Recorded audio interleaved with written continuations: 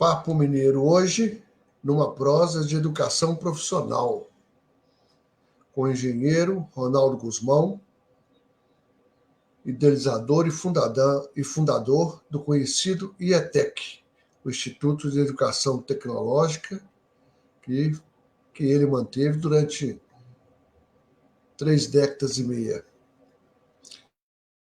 Hoje, conselheiro consultivo para startup e pequenas e médias empresas, gestão de negócios educacionais, executivo para ONGs, né? Essa consultoria educacional ele vai contar um pouco para nós.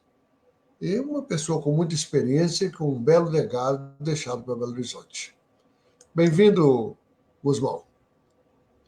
Obrigado, Hernani, e parabéns aí por 3 anos, né, no Papo de Mineiro, né, para que a gente conheça as raízes, a história de Minas Gerais. E se tratando de Belo Horizonte, nós temos poucos mineiros belo-horizontinos ainda, né?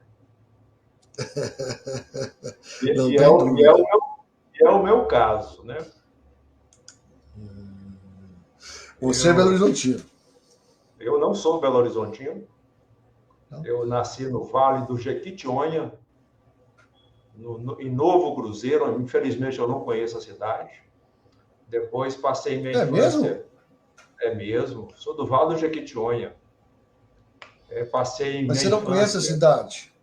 Não, meu pai morou lá por pouco tempo, né? Meu pai era coletor estadual, hoje é uma profissão que não existe mais, hoje é fiscal estadual, né? Da Receita Estadual. E ele ficava naquela região do Vale do Jequitinhonha, Vale do Mucuri, e passou por Novo Cruzeiro, né? Eu fiquei lá até os 2 anos, depois mudamos. Depois a minha infância foi, né, a minha juventude e infância foi em Teoflotone, que é o Vale do Mucuri, por onde eu morei dos 5 até os 17 anos. Aí, aos 17 anos, eu mudei para Belo Horizonte. Ao final de 1973, mudei para Belo Horizonte aos 17 anos, que eu queria fazer a Escola Técnica Federal de Minas Gerais. Era o meu sonho, né? Vim, fiz um cursinho de 1 mês e consegui passar na Escola Técnica Federal de Minas Gerais, onde eu cursei o curso técnico de eletrônica, onde me deu toda a base depois para engenharia. Aí depois eu trabalhei como técnico, né? Fui fazer estágio na IBM, depois trabalhei na Philco RCA, depois na CID Microeletrônica, e simultaneamente eu fazia engenharia eletrônica e de telecomunicações na PUC Minas. Então, isso me deu uma bagagem tecnológica, vamos dizer assim, bastante, né, proveitosa. Mas desde a universidade que eu já promovi eventos, né? Na universidade, eu fui presidente do Grêmio de Engenharia Eletrônica, e depois, no final de 1980, nós criamos algo realmente revolucionário, né? Em 1980, criamos o primeiro centro de microinformática de Minas Gerais dentro da PUC. E foi, assim, entre aspas, um auê, porque até então a escola de engenharia só tinha computação analógica. Então, vindo um grupo de estudantes, né? Como eu já era ex-IBM, eu tinha colegas de outras empresas de digital, aquilo ali foi uma revolução na escola, porque nós promovemos vários seminários, vários cursos na escola e movimentamos, entre aspas, a diretoria, a reitoria, porque, no fundo, eu não sabia naquele momento o que estava fazendo, de tão grave, que a gente, no fundo, estava denunciando que a escola estava atrasada, né? A escola estava lá na analógica, enquanto o mundo estava no digital. E isso não foi fácil para um estudante formando em engenharia.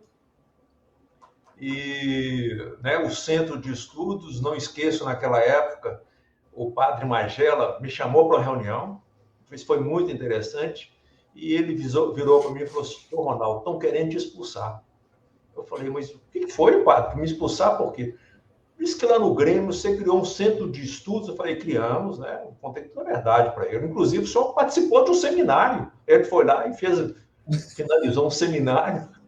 Tinha umas 200 pessoas no seminário. Aí ele disse assim: "Mas é verdade que no centro de estudos Entra qualquer pessoa? Eu falei, entra qualquer pessoa. Pode ir funcionário? Eu falei, pode ir os funcionários. Alunos? Alunos. Professores. Aí ele falou assim, eu estou sabendo que tem muita gente de fora também lá no centro. Eu falei assim, no sábado vai muita gente mesmo. Aí ele virou para mim, e como é que nós vamos controlar a entrada desse pessoal na escola? Aí eu falei assim, aí já não é comigo. Aí foi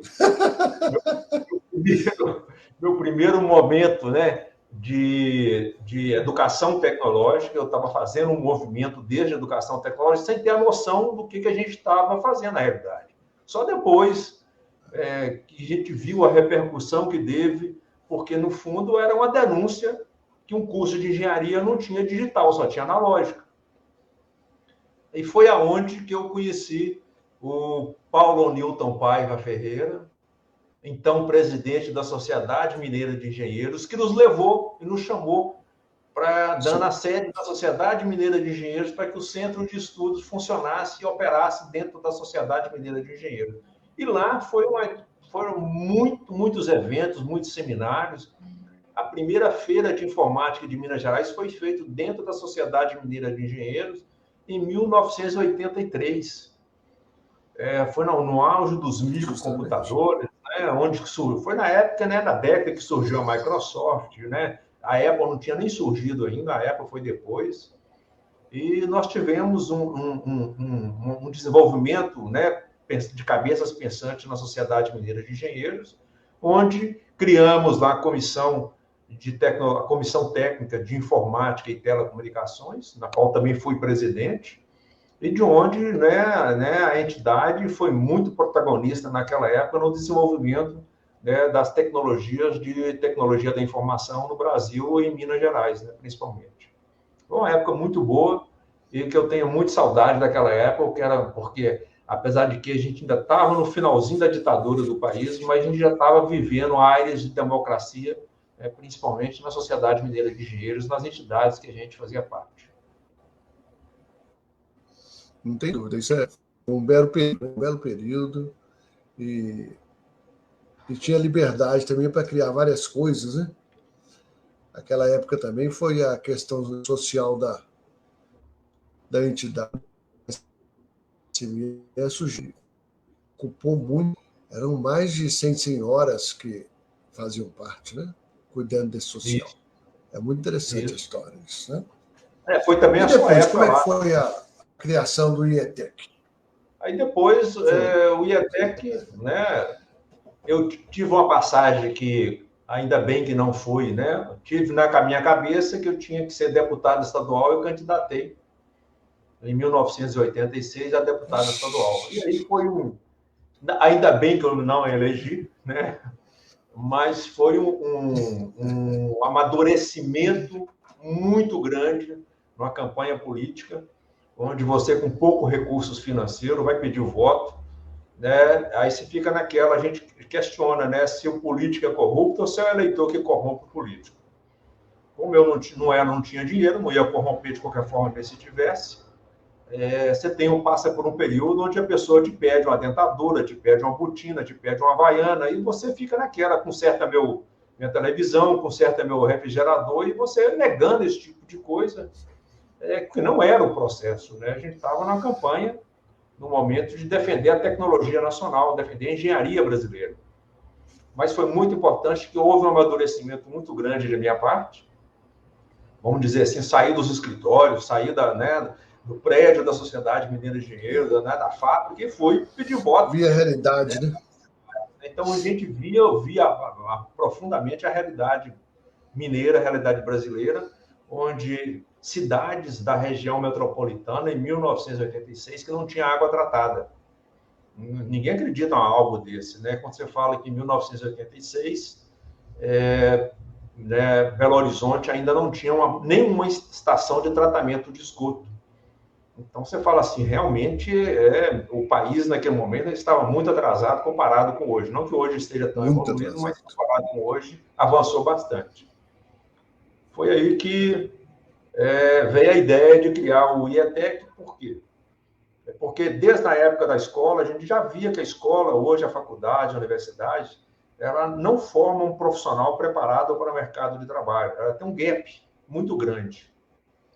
Ela não consegue acompanhar por duas razões. Primeiro, uma razão na própria escola, onde os professores se encastelam, o conhecimento fica encastelado, e também nas empresas, onde as empresas acham a universidade muito lenta, a tomada de decisões é muito lenta, né? A dificuldade de coisas concretas e palpáveis para as empresas muito lenta. Então, fica dois opostos que se precisam se unirem, né, afastados. Então, a gente achou muito importante, naquele momento, criar o Instituto de Educação Tecnológica para que a gente, primeiro, né, foi focado na engenharia, onde nós educamos e treinamos mais de dezenas, né, de milhares de engenheiros em novas tecnologias, em novos comportamentos, nova hardware skills e software skills, para que os engenheiros fossem bem-sucedidos no desenvolvimento tecnológico e na parte gerencial.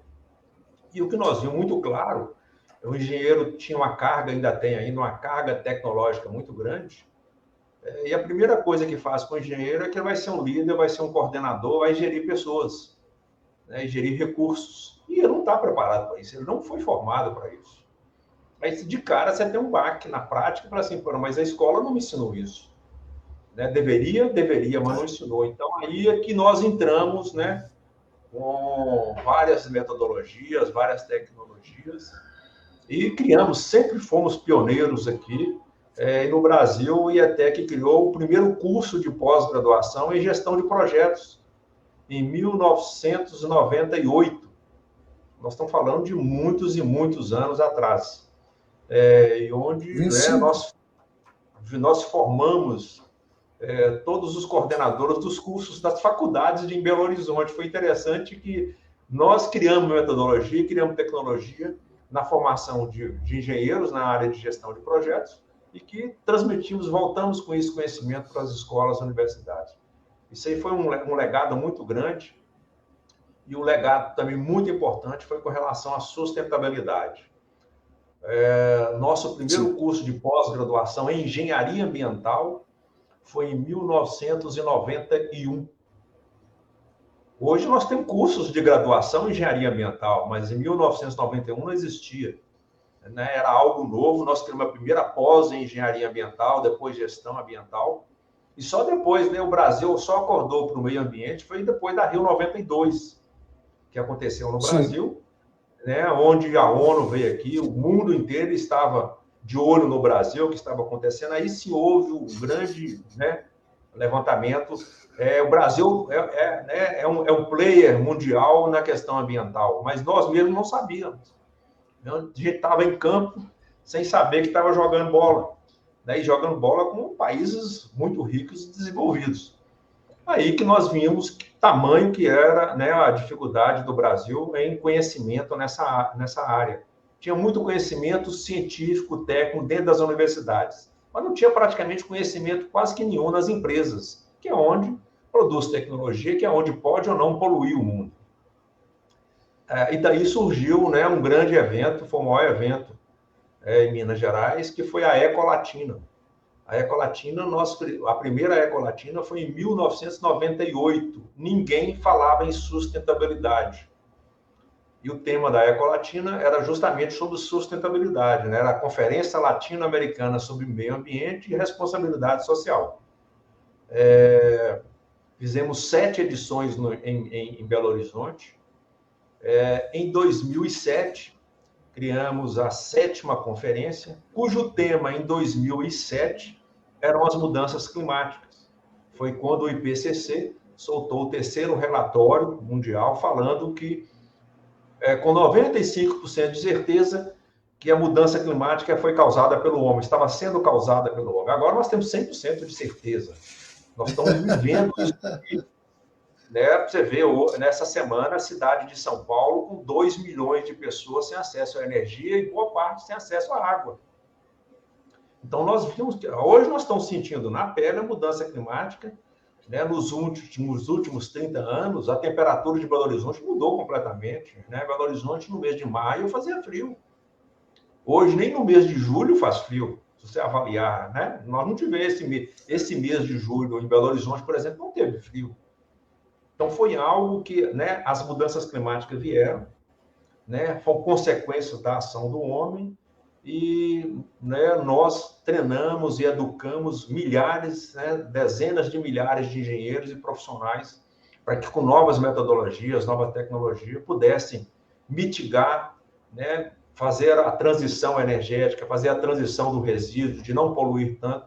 Eu tenho esse legado que o IETEC deixou, né, que é um legado muito importante que nós estamos precisando dele hoje. E um legado que sempre quando eu saio na cidade, eu gosto de apreciar, né, os prédios mais antigos, aquelas fachadas, né? Quando você vê uma foto de Belo Horizonte, que quando a gente vê muita foto, a gente acha aquela foto muito bonita, né? Belo Horizonte em fotografia é muito bonita, tem muita coisa bonita em Belo Horizonte. É uma cidade bela, né? Né? Só se você reparar, hoje, por exemplo, em frente ao Palácio das Artes, tem lá a Escola de Música da UFMG. É um negócio maravilhoso o conservatório. Olha, o prédio é maravilhoso. Sim. E, né, a Praça da Liberdade, o conjunto arquitetônico da Pampulha, mas os belo-horizontinos deveriam lembrar que até 2002, Belo Horizonte tinha uma poluição visual gigantesca. Nós tínhamos outdoor para todas as ruas, nós tínhamos faixas. Faixas era, né, ninguém imagina hoje uma faixa na Praça da Liberdade. Nós tínhamos faixas na Praça da Liberdade, em frente à Biblioteca Pública, né, em frente ao Conservatório de Música da UFMG, lá na Avenida Afonso Pena, 1500. Então, a gente não via a cidade. E tivemos a oportunidade, através de um outro engenheiro na Câmara Municipal, de discutir o código de postura para a cidade, né? Fizemos várias reuniões lá no IETEC com diversos vereadores, diversos ambientalistas, né? Os profissionais da área de publicidade, e criamos um código de postura, onde, através desse código de postura, nós não criamos a roda, Hernani. Nós pegamos a lei de crimes ambientais e adaptamos para o código de postura com relação aos engenhos publicitários. Então, Belo Horizonte é hoje limpa devido a essa lei que foi criada em 2002 e que está em vigor até hoje, e que também possibilitou, posteriormente, a limpeza da cidade de São Paulo. A lei que tem em São Paulo foi copiada da lei de Belo Horizonte. Se vocês lembram a cidade de São Paulo, você não via os prédios da cidade de São Paulo. Eram penas gigantescas ocupando o prédio. Então, hoje você vê que é uma cidade, você consegue ver a arquitetura, a beleza da cidade, né, e principalmente Belo Horizonte. Então, eu fico muito feliz de ter deixado esse legado, né? A poluição, sim, hoje, né, com relação à poluição sonora, que agora está muito presente na nossa cidade, e com relação às mudanças climáticas, a poluição atmosférica. Atrás das mudanças climáticas, vem como item também a poluição atmosférica da qualidade do ar da cidade.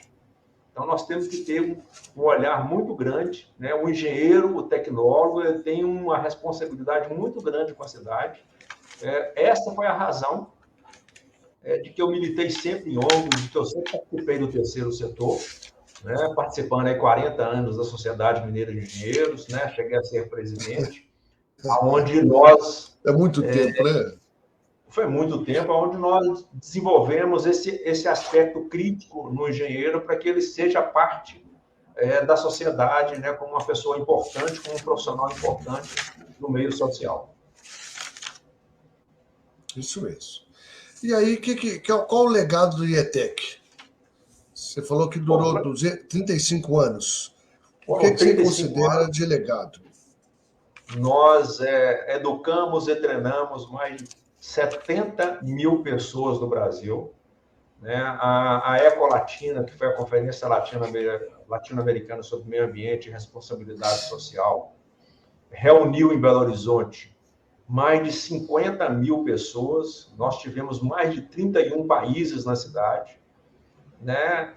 Antecipamos muitas leis que hoje estão na cidade, como os comitês. Nós criamos naquela época, né, divulgamos a Carta de Belo Horizonte, onde a gente preconizava de criar né, os comitês de mudança climática, porque a mudança climática é chegar, é só questão de tempo, né? E chegou, né, e está aqui presente. Então a gente fica muito feliz de ter treinado muito vereador, feito muito seminário com secretários de meio ambiente, né, levando essa metodologia para esses profissionais. E para os engenheiros e técnicos de nível médio, nós treinamos mais de 70 mil pessoas, né, mais de 10 mil pessoas em cursos de pós-graduação, mais de 300 alunos, né, participaram do nosso mestrado em engenharia e gestão de processos e sistemas, onde formamos aí, deixamos um legado muito grande no meio profissional, no meio da cidade, na qualidade de vida. Eu acho que isso aí é importante, né, que toda empresa, que toda instituição, né, faça esse legado. Todo profissional é importante ele ter um legado, deixar um legado daquele conhecimento que ele trouxe, né, e ao mesmo tempo devolvendo para a cidade de Belo Horizonte, né, a educação que ela me deu, porque eu fiz a Escola Técnica Federal de Minas Gerais, hoje o Cefet, né, depois formei em engenharia na PUC. Então, também isso é uma maneira, né, de devolver à sociedade aquele conhecimento que você teve, adquiriu, desenvolveu, que foram outras pessoas que te passaram. Então, a gente tem que passar esse conhecimento para frente. Justamente. Quando é que ela se encerrou? O IATEC se encerrou esse ano, né? Então, foi de 87 até 2023, foram 35 anos e 6 meses de existência. Cumpriu o seu ciclo, né? Teve a sua fase, né, áurea de desenvolver os profissionais.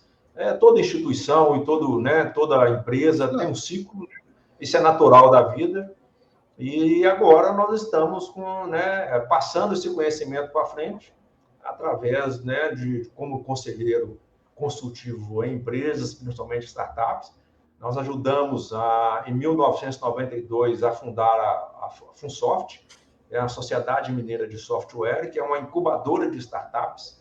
Belo Horizonte tem que desenvolver, ter mais empresas inovadoras, então nós precisamos apoiar as startups, principalmente esses jovens que estão chegando com muita vontade de desenvolver algo novo, precisam de apoio, né? E eu tenho oferecido esse apoio empresarial, apoio profissional, para que possa desenvolver, Belo Horizonte seja desenvolvida com relação ao desenvolvimento tecnológico da cidade e criar bons empregos com bons salários, criar empresas inovadoras, né? Belo Horizonte tem muitas empresas inovadoras, onde a gente possa ainda continuar o desenvolvimento sustentável da cidade.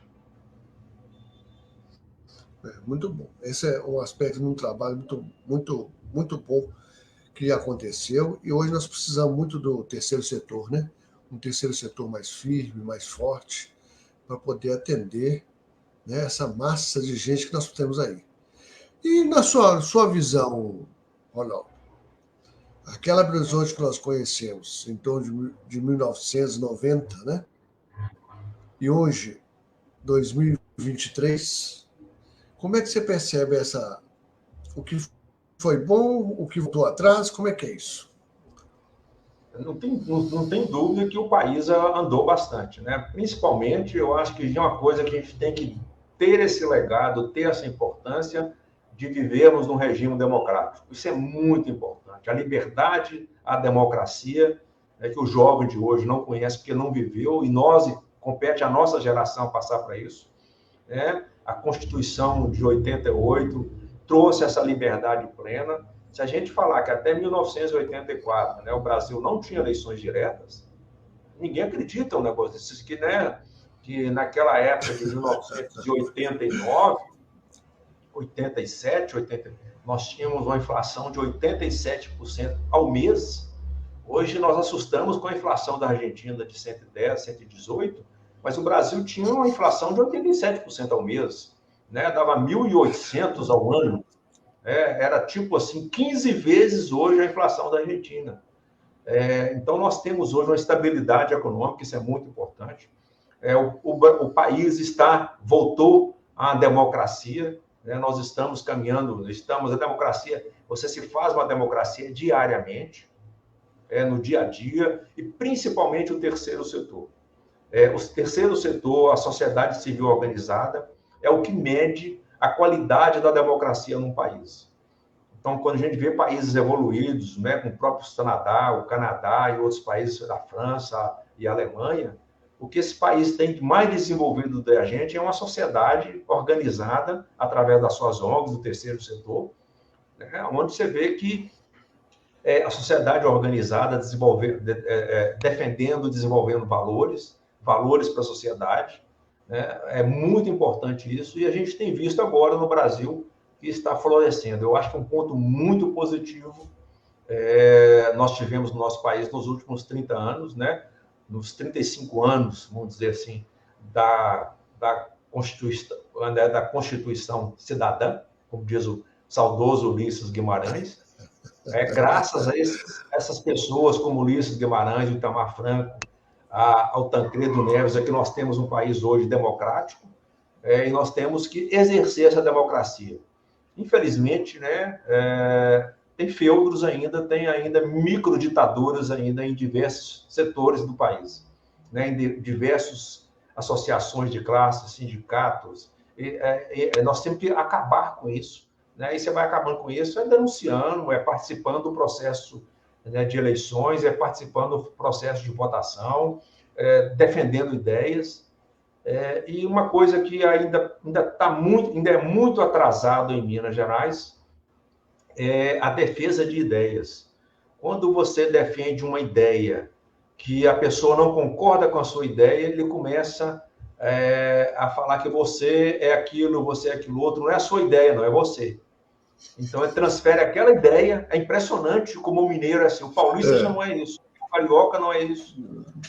O capixaba não é assim. A ideia é isso. Não, essa ideia, eu penso na ideia dessa e defendo essa ideia, mas você não é obrigado a defender aquela ideia. Mas não é por isso que nós vamos ficar inimigos, porque as nossas ideias são diferentes. Eu acho que é na conversa, né, no papo, é que você vai conhecendo e se aprendendo das outras ideias das pessoas, né, do desenvolvimento de outra pessoa, que a gente não sabe tudo. É o convívio, né, social que vai trazer esse desenvolvimento para o país. Né? Quando a gente fala o desenvolvimento econômico é fruto do desenvolvimento social. O desenvolvimento econômico não vem do nada. Ele vem do desenvolvimento da sociedade, do desenvolvimento das empresas, das relações, da confiabilidade entre as pessoas para fazer negócio. É uma coisa que o mineiro ainda é muito desconfiado. Né? Quanto que você vai ganhar? Ah, não, você vai ganhar muito. Nós temos que fazer o contrário, nós temos que perguntar quanto que nós vamos ganhar. Não quanto você vai ganhar, quanto eu vou ganhar, quanto nós vamos ganhar, ou às vezes nós não vamos ganhar nada, a sociedade vai ganhar. Quando você vai para uma sociedade, uma ONG, uma organização não governamental, ambientalista ou social, no fundo a gente ganha o prazer, tem aquele benefício da alegria de estar servindo o outro. Mas quem vai ganhar é o outro. Né? Nós vamos dar o nosso tempo em favor de um outro, de desenvolvimento do outro, que não foi um privilegiado como nós somos. Eu me considero um privilegiado por ter feito um curso técnico, por ter cursado uma universidade, por ter trabalhado, ter minha própria empresa, ter uma escola. Eu sou um privilegiado, pouquíssimos no Brasil, né? O engenheiro tem que ver como um privilegiado. Pouquíssimas pessoas no Brasil têm um curso superior. Né? Eu acho que nós, engenheiros, temos que nos vermos assim privilegiados, mesmo não estamos trabalhando diretamente com a engenharia, mas para que a gente possa ajudar os menos privilegiados. Eu acho que nós temos que ter, né, esse desenvolvimento. Isso aí o Brasil, o Belo Horizonte, Minas Gerais, ainda deixa um pouco a desejar com relação a esse desenvolvimento do tecido social. É uma verdade isso. Né? E aí, quais os planos para 24, 25? Eu acho que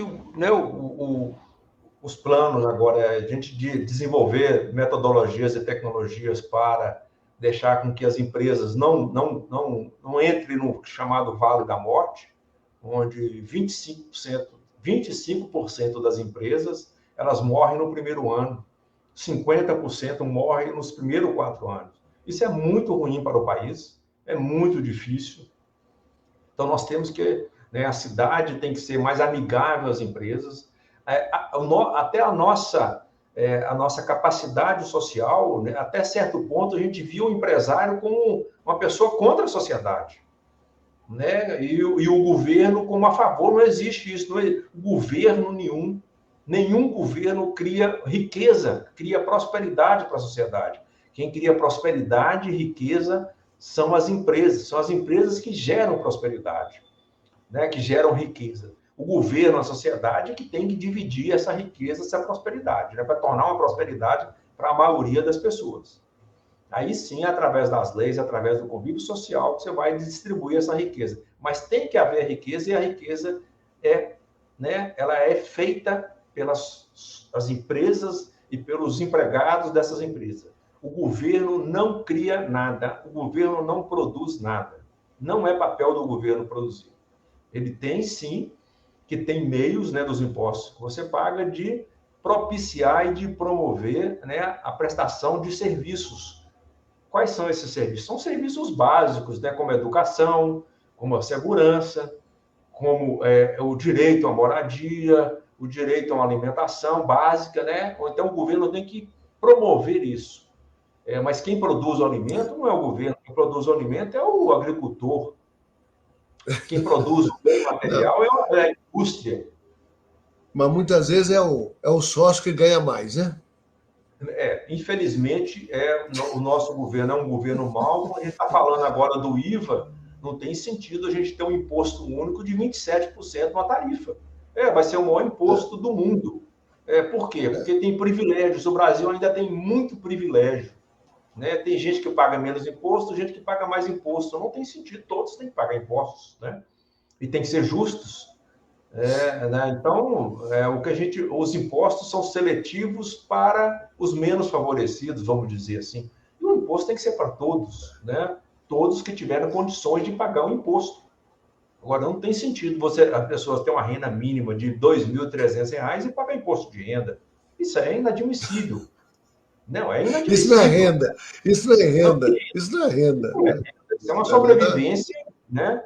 Então, esse tipo de coisa ainda o Brasil ainda não desenvolveu. O nosso político ainda não nos representa com relação a isso. Então, compete, né, à sociedade civil, ao terceiro setor, a pressionar aos nossos parlamentares, aos nossos governadores, ao nosso executivo e o judiciário, para que ele promova esse tipo de mudança, né, na legislação, nas posturas, na ética e na moral, na nossa convivência. Isso. Nós já passamos um pouquinho. Quero que você deixe uma mensagem aí para todos que estão nos assistindo. Bom, a mensagem que eu deixo é de esperança, né? Se eu conseguir formar, então acho que, né, os outros também conseguem. Agora, não é fácil, não vai ser fácil. Tem que estudar. A única maneira de mobilidade social neste país é o estudo, né? É o trabalho, onde eu possa ter uma mobilidade rápida social. Então, a gente e trazer de novo o papel, né, o papel social do engenheiro na sociedade. Ele tem que dar a sua contribuição para o desenvolvimento da sociedade, porque ele é um privilegiado. E através das nossas entidades de classe, através das entidades representativas, através do terceiro setor, a gente possa desenvolver esse país e tornar o país mais próximo para todos. E parabéns aí pelo terceiro ano consecutivo do Papo Mineiro. Caminhando para 4 já. Fevereiro faz 4 anos. É muito tempo, né? É muito tempo. Mas obrigado, viu, Ronaldo? Excelente essa visão, essa pessoa que deixou um legado de 70 mil formandos. Não é brincadeira, né? Parabéns. Muito obrigado. Eu andei vendo. Está gravando agora ou não? Está gravando. Ainda estamos na gravação. Eu dei um panorama lá no Papo Mineiro, gostei muito, tem muita coisa interessante. Agora vou ser um assíduo leitor, né, do Papo Mineiro. Ótimo, muito obrigado. Um grande abraço. Um abraço, obrigado. Tivemos aí, então, a história do engenheiro Ronaldo Guzmão, que criou o IETEC, por 35 anos, mais de 70 mil formandos. Então, é sempre um legado para a para a cidade. E pena não termos outros iguais para fazer algo semelhante. Até o próximo Papo Mineiro. Forte abraço.